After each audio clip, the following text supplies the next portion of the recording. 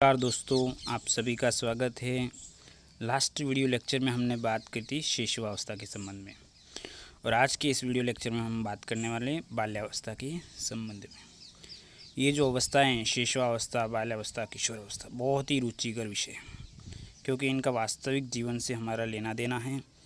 और जब आप इस चीज़ों की अनुभूति अपने अंतर्मन में निहित करोगे तो आपको भी वास्तव में लगेगा हाँ, ये चीज़ें वास्तव में होती हैं। और उन घटनाओं को भी अपने दिमाग में रख कर के समझोगे तो इन अवस्थाओं को समझने में आपको बिल्कुल भी परेशानी का सामना नहीं करना पड़ेगा। तो सबसे पहले बात करते हैं अपन बाल्यावस्था के विभिन्न नामों से। सबसे पहला नाम है इसका निर्माणकारी काल। पिछले शिशुअवस्था में अपन ने एक नाम पढ़ा था भविष्य की आधारशिला। वहाँ पर नींव का काम हुआ था, भविष्य की आधारशिला। और नींव बनने के बाद का जो नेक्स्ट चरण होता है वो निर्माण का होता है, इसलिए इस बाल्यावस्था को क्या कहा जाता है? निर्माणकारी काल। दूसरा नाम है इसका अनोखा काल। अनोखा काल इसलिए कहा जाता है क्योंकि इस काल में सभी घटनाओं से इसका परिचय होता है और इसको सभी घटनाओं में रुचि रहती है। इसलिए इस काल में बच्चा ऑलराउंडर की तरह व्यवहार करने लगता है, सभी चीज़ों में अपनी दिलचस्पी बताता है, इसलिए इसको अनोखा काल कहते हैं। तीसरा है प्रारंभिक विद्यालय की आयु। यहाँ पर बच्चा 1 से 5 तक का विद्या अर्जन करता है, इसलिए इसको क्या कहता है? प्रारंभिक विद्यालय की आयु। शिशुअवस्था में भी ऐसा कैसा एक नाम आपको मिला था, प्रारंभिक विद्यालय की पूर्व तैयारी की आयु। तो वहाँ पूर्व तैयारी थी, यहाँ पर वास्तव में पढ़ रहा है। इन दोनों में एक छोटी सी बारीकी का अंतर है, वो भी आप दिमाग में क्लियर करते हुए आगे बढ़ना है। चौथा है शैक्षिक दृष्टिकोण से महत्वपूर्ण काल। यहाँ पर उसकी मूलभूत शिक्षा उसको दी जाती है, इसलिए उसके संदर्भ में यह बहुत महत्वपूर्ण काल है। अगर वो मूलभूत बेसिक्स को अच्छे से ग्रिप बनाता है, अच्छे से समझता है, तो वो आगे वाले के लिए बहुत इम्पोर्टेंट रोल अदा करता है। नेक्स्ट है प्रतिद्वंद्वात्मक समाजीकरण का काल। यहाँ पर उसको सही और गलत की काफ़ी कुछ पहचान होने लगती है। पहले मेहमान आता था तो बच्चे शिशुअवस्था में मेहमान आ गया तो उसके साथ कैसा व्यवहार करना उसको नहीं पता, लेकिन इस अवस्था में वो उसके प्रति अलर्ट है कि कौन बड़ा है, कौन छोटा है, किसके प्रति किस तरह से व्यवहार करना। इसलिए समाज की घटनाओं के प्रति उसके अंदर अनुकूल और प्रतिकूल वाली चीज़ें उसके अंदर विकसित हो रही हैं, इसलिए उसको कहा जाता है प्रतिद्वंद्वात्मक समाजीकरण का काम। नेक्स्ट है गैंग एज। इसको टोली, दल या समूह की आयु भी कहते हैं। यही पॉइंट शिशुअवस्था में था, वहाँ पे था टोली पूर्ण आयु, और यहाँ पे क्या है? टोली की आयु, दल की आयु या समूह की है। तो थोड़ा सा जो अंतर है वो आपको दिमाग में लिखते हुए चलोगे तो क्लियर हो जाएगा, कोई दिक्कत वाली बात नहीं। सातवां है मिथ्या एवं छद्म परिपक्वता का काल। इस अवस्था में बच्चे को लगता है कि मैं पूरी तरह से मैच्योर हो चुका है, और वो बहुत बार अपने आप को बताता भी है। उसके साथ में आप बच्चे की तरह व्यवहार करते हैं तो उसका ईगो भी हर्ट हो जाता है। कभी कभी अपनी लीडरशिप के द्वारा भी वो अपने आप को बताता है। तो ये चीज़ें इस काल में घटित होती है, इसलिए इस काल का दूसरा नाम मिथ्या एवं छद्म परिपक्वता का काल भी कहा जाता है। आठवां है वैचारिक क्रिया अवस्था। जहाँ शिशुअवस्था में अतार्किक चिंतन की अवस्था थी, वहाँ से आगे बढ़ते हुए यहाँ पर विचारों की जो श्रृंखला है वो शुरू हो जाती है, इसलिए यहाँ इस काल को कहा जाता है वैचारिक क्रिया अवस्था। नौवां है गेम एज, खेल की आयु। अर्थात इस उम्र में बच्चे को सर्वाधिक खेलों में रुचि रहती है और हर प्रकार का गेम खेलने के लिए वो आतुर रहता है, और हर प्रकार के गेम में वो उसका दिलचस्पी दिखाता है, इसलिए इसको कौन सा काल कहा जाता है? गेम एज या खेल की आयु का काल भी कहा जाता है। आप खुद भी देखोगे तो आपने बाल्यावस्था में सर्वाधिक गेम अपने खेले होंगे और आपको भी मज़ा आया होगा।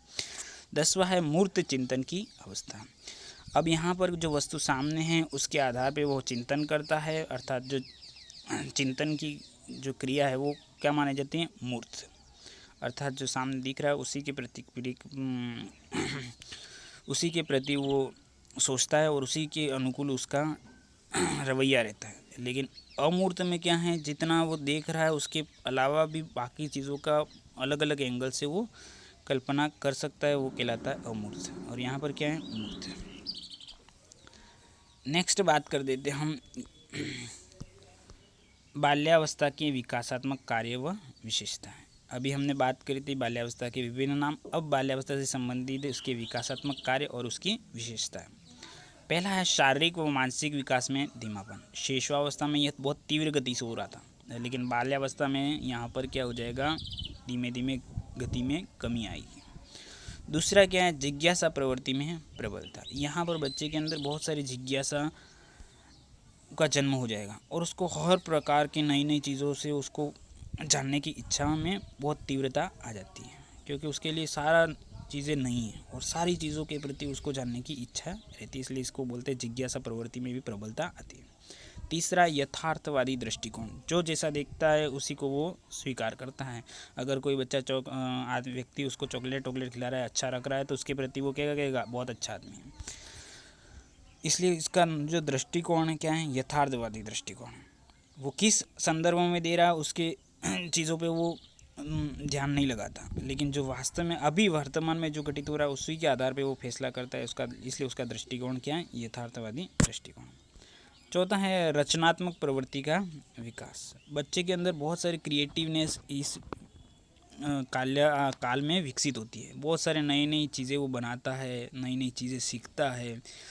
गाड़ियाँ, छोटी छोटी गाड़ियाँ बनाएगा, कोई न कोई चित्रकारी करेगा, तो उसके अंदर रचनात्मक प्रवृत्ति का विकास इस अवस्था की निशानी है। इस अवस्था में बच्चा निरुद्देश्य भ्रमण करने की भी प्रवृत्ति रखने का, अपने दोस्तों के साथ में कहीं न कहीं घूमता हुआ नजर आएगा, इधर उस घर में कहीं चला जाएगा, आपको पीछे पीछे भागना पड़ेगा। छठा है संग्रह करने की प्रवृत्ति। सारी अच्छी अच्छी चीज़ों का वो संग्रह करने की उसके नेचर इस अवस्था में आपको नज़र आएगा। जैसे छोटे छोटे कंचे भी खेलेंगे तो कंचे भी इकट्ठे करके घर में ला करके एक डिब्बे में इकट्ठा करेगा, है ना। तो वो संचय करने की जो प्रवृत्ति है वो इस काल की निशानी है। सातवां है चोरी करना व झूठ बोलना। जब वो संचय करने लगता है तो जो भी अच्छी चीज़ें वो अपने पास रखना चाहता है, तो कभी कभी वो चोरी भी करने लगता है। तो आपको भी ये ध्यान रखना है कि इस अवस्था में ये घटनाएं घटित होती है, तो बच्चे के ऊपर पूरा ध्यान रखना रहता है।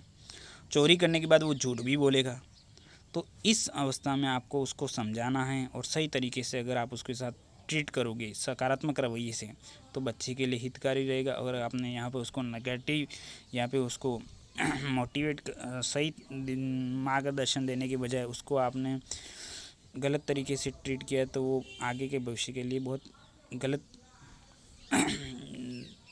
गलत रास्ते पे चला जाएगा। आठवां है भाई बहनों में झगड़ा। इस अवस्था में सर्वाधिक भाइयों और बहनों में झगड़ा होता है, छोटी छोटी बातों को लेकर के, छोटी छोटी चीज़ों को लेकर के। आप खुद भी अपने अंदर झाँकोगे तो आपको भी वही चीज़ें नज़र आएंगी, और वास्तव में ये चीज़ें होती है। नौवां है पक्षपात की भावना का शिकार। घर में रहते हैं, छोटी छोटी चीज़ों के ऊपर आप नज़र डालोगे तो आपको लगेगा कि वास्तव में भाई बहनों के बीच में पक्षपात की भावना का शिकार होता है। मेरे को कम दिया, उसको ज़्यादा दिया, उसको ज़्यादा, मेरे को हर बार मेरे को नेगलेक्ट किया जाता है, उसको हर बार ध्यान दिया जाता है। मेरे को कम मारा जाता है, उसको ज़्यादा मारा जाता है। उसको ज़्यादा टीवी देखने दिया जाता है, उसको कम काम दिया जाता है, मेरे को ज़्यादा काम दिया। ऐसी छोटी छोटी चीज़ें हैं वो इस अवस्था के अंदर पाई जाती है। नेक्स्ट है जाति भेद, लिंग भेद, अर्थ भेद। मतलब कौन कौन सी जाति का है, कौन स्त्रीलिंग, पुल्लिंग, नपुंसकलिंग, अर्थभेद, अमीर कौन है, गरीब कौन है, वो चीज़ें भी उसके दिमाग से अब यहाँ पर धीरे धीरे क्लियर होने लगती हैं। 11वां है हीन भावना का शिकार। इस अवस्था में आप अगर बच्चा कोई गलत काम करता है और आपने उसको डांट डपट दिया या फिर उसके चाटा वाटा लगा दिया, तो उसके अंदर जल्दी से हीन भावना उसके अंदर समा जाएगी। तो ये चीज़ें भी आपको प्रैक्टिकल जीवन में भी ध्यान में रखनी है, साथ में इसको समझना भी है अच्छे तरीके से। और फिर भी नहीं समझ में आया तो वास्तविक जीवन में भी एक बार झलक देख लेना, क्या ऐसा होता है कि नहीं होता है। 12वां है समलिंगीय समूह की भावना। अर्थात बच्चों को अपने समूह में रहना अच्छा लगता है, वो अपने गुट में रहना अच्छा लगता है, दोस्तों के गुट में और उसके साथ में खेलना अच्छा लगता है। 13वां नेता बनने की इच्छा, मतलब लीडर बनने की इच्छा रहती है अपने समूह का, तो वो इस अवस्था की निशानी है। वो अपना ग्रुप में रहेगा तो हमेशा खुद ही लीडर रहूँ, इसके इच्छा होती है। संवेगों पर नियंत्रण उसका पूर्णतः रहने लगता है। गुस्से पर, हंसने पर कुछ अच्छे से नियंत्रण आने लगता है, इसलिए संवेगों पर भी नियंत्रण होने लगता है। नेक्स्ट बात करते हैं नैतिक व सामाजिक भावना का विकास। इस अवस्था में उसको नैतिक व सामाजिक भावना का भी विकास हो जाएगा। कौन बड़ा है, कौन छोटा है, किसको आदर देना है, किसको नहीं देना, किसके प्रति किस तरीके का व्यवहार करना, इसलिए वो सामाजिकता के जो चीज़ें हैं वो उसके अंदर धीरे धीरे यहाँ से पनपने लगती है।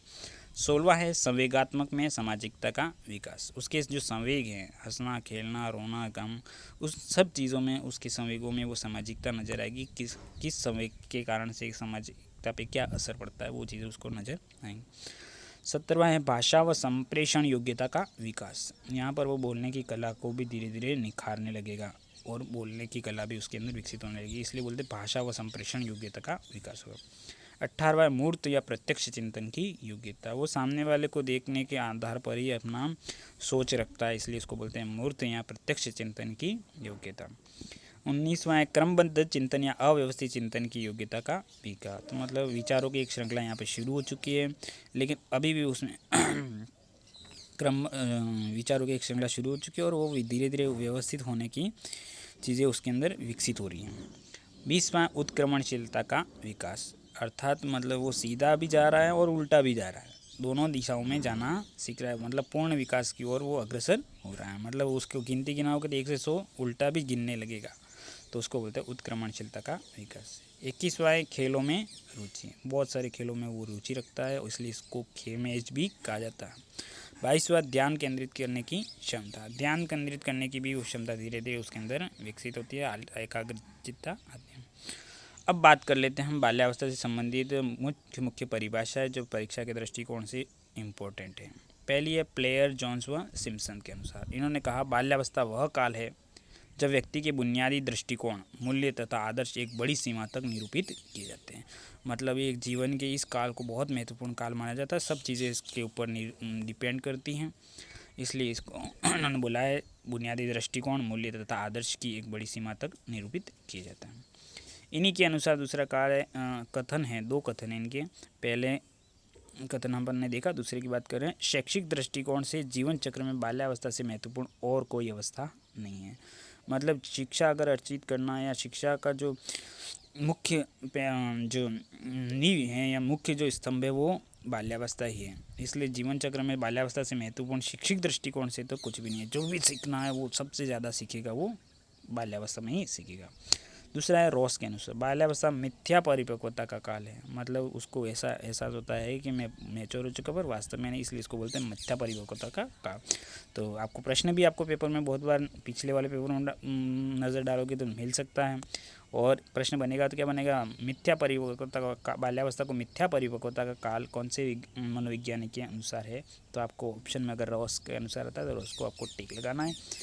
नेक्स्ट है किलपैट्रिक के अनुसार बाल्यावस्था प्रतिद्वंदात्मक समाजीकरण का काल है। किलपैट्रिक ने परिभाषित है प्रतिद्वंदात्मक समाजीकरण का काल है। चौथा है कॉल एवं ब्रूस के अनुसार बाल्यावस्था जीवन का अनोखा काल है। जीवन का अनोखा काल किसने कहा था, तो कॉल एवं ब्रूस ने। स्टेक के अनुसार ऐसा शायद ही कोई खेल है जिसे 10 वर्ष का बालक न खेल सके। स्टेक ने कहा था कि ऐसा कोई गेम नहीं है जो 10 वर्ष का बालक नहीं खेल सकता है। इस तरह से आज का हमारी बाल्यावस्था का टॉपिक यहीं पर पूर्ण होता है, और नेक्स्ट वीडियो में हम आपको फिर से मिलेंगे किशोरावस्था को लेकर के। तब तक के लिए धन्यवाद। अगर आपको ये वीडियो अच्छा लगता है तो आप इसे शेयर करें, सब्सक्राइब करें और अपने साथी बंधुओं की मदद करें। अगर आपके अंदर अच्छे विचार है तो ही आपको सफलता में आपकी श्योर है, इसलिए आप कभी भी इस भावना से नहीं करें कि मेरे को अपने साथी मित्र को काटना है। हमेशा अपने साथी मित्रों की मदद करें, अच्छे दिल और दिमाग में भावनाएं रखें जो आपको हमेशा आगे बढ़ने में अग्रसर करेंगी। धन्यवाद दोस्तों, आज के लिए इतना ही।